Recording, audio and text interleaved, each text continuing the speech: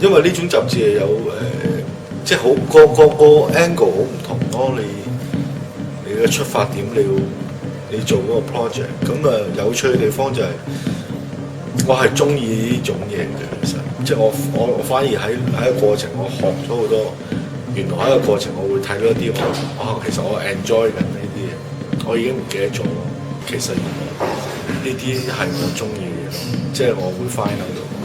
我 find out 咗一樣嘢就係即係我哋以前，譬如我個 age， 我個童年，我10幾歲、20歲嗰陣時，你去做一啲冇咁大圍嘅嘢咧，係好似做錯嘢，即係有好多人會覺得你唔啱嘅，人哋覺得你好似係好錯嘅，即係你要好 believe 自己做得好啱。咁而家呢個 youth 嘅人玩音樂，佢哋好知道自己做得啱。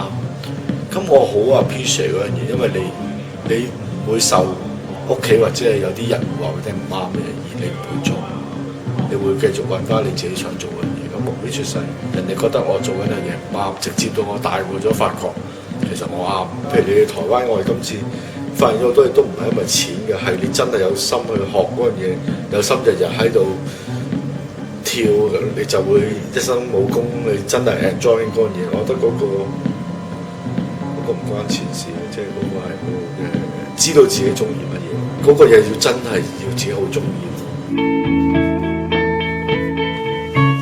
你唔好諗住一定係嗰個方法，其實呢個方法都得。咁個自由度一大咧，又會撞到啲嘢出嚟，覺得哇都幾好喎，冇咗個 board，冇啲嘢框住自己又 OK。有一日我突然間想變，我就覺得不如我全部打晒交叉，咁就唔玩呢個啦，咁就玩一個好冇技巧嘅嘢。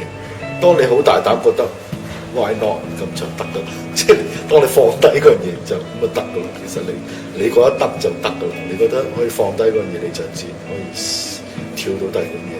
可能有啲人會覺得好多即係諗法，但係你唔好理嗰啲人就得噶啦，你唔好理佢咯。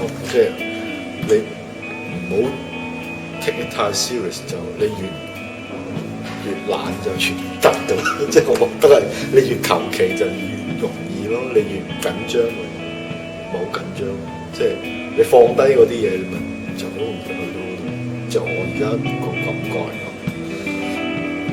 放低就人，即係就去到就好簡單。